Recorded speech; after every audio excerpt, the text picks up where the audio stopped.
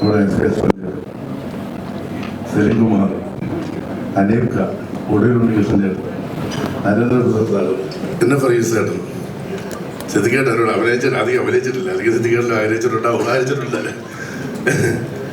അപ്പോൾ ഇവർ പ്രൊഡ്യൂസേഴ്സൊക്കെ വരുമ്പോൾ പറയും ജോണിക്ക് ഒരു പടം കൊടുക്കുക എന്ന് പറഞ്ഞ പോലെ നമ്മൾ വർക്ക് ചെയ്യുന്ന സമയത്തും ഇപ്പം ഞാൻ നടനായി നമ്മൾ ചില അസിസ്റ്റന്റ് അസോസിയേറ്റുകളെ കാണും. അവരുടെ കഷ്ടപ്പാട്, അവരുടെ ആത്മാർത്ഥം, അവരുടെ ഡയറക്ടറോടുള്ള കൂറ്, ആ പ്രൊജക്ടറോടുള്ള കൂറ്. അപ്പം നമ്മൾ ആഗ്രഹിക്കും ഇയാളൊരു ഡയറക്ടറായിരുന്നെങ്കിൽ. അങ്ങനെ ഞാൻ ആഗ്രഹിച്ചിട്ടുള്ള മലയാളത്തിലെ അസോസിയേറ്റ് ഡയറക്ടേഴ്സിൽ അസിസ്റ്റന്റ് ഡയറക്ടേഴ്സ് ഒരാളാണ് ബിൻഡോ. നമുക്ക് തോന്നിയിട്ടുണ്ട് ബിൻഡോ ഒരു ഡയറക്ടറായിരുന്നെങ്കിൽ. കാരണം നെയ്മറും ഉപചാരപുറം കൊണ്ടജയനും 2 ഹിറ്റ് സിനിമകളായിരുന്നു. 2ലും ബിൻഡോ ആയിരുന്നു അസോസിയേറ്റ്. പിന്നെ ഈ സിനിമ എനിക്കൊരു സ്പെഷ്യലാണ്. കാരണം ഈ ഷാരിസ് എനിക്ക് ഈ വേഷം തന്നൊരു സന്തോഷം, ദിലീപായിട്ടുള്ള കോമ്പിനേഷൻ. കാരണം ഞാൻ അസിസ്റ്റന്റ് ഡയറക്ടറായിരുന്ന കാലത്ത് ദിലീപുമായിട്ട് ഉദയവര സുൽത്താൻ, മായപ്പന്മാർ അസിസ്റ്റന്റ് ഡയറക്ടറായിരുന്നു. പിന്നെ അസോസിയേറ്റ് ആയിട്ട് പറക്കം തളിയ, കുഞ്ഞിക്കൂനൻ, ഡയറക്ടറായിട്ട് മൂസ, കൊച്ചി രാജാവ്, ഗരുഡ്. ഈ സിനിമകളെല്ലാം വിജയചിത്രങ്ങളായിരുന്നു.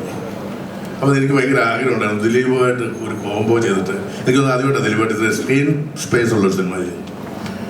അപ്പോൾ അങ്ങനത്തെ ഒരു ക്യാരക്ടർ ചെയ്തിട്ട് ഒരു സിനിമ ഇത് ഹിറ്റാക്കാൻ എനിക്കൊന്നും എല്ലാ പടങ്ങളും ഹിറ്റാണെന്ന് ഞാൻ ആഗ്രഹിക്കും, വർക്ക് ചെയ്തിട്ടുള്ളതല്ല.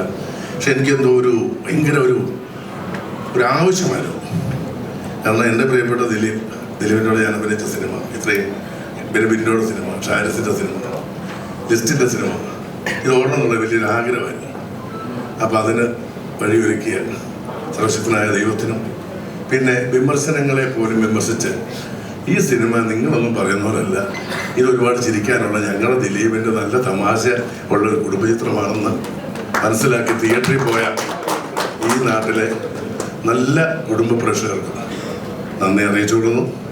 ഇനി ഇതുപോലുള്ള ഒരുപാട് അത്ഭുതങ്ങൾ, സന്തോഷങ്ങൾ ജീവിതത്തിൽ ഉണ്ടാവട്ടെ എല്ലാവർക്കും എന്ന് ആത്മാർത്ഥമായിട്ട് പ്രാർത്ഥിക്കുന്നു.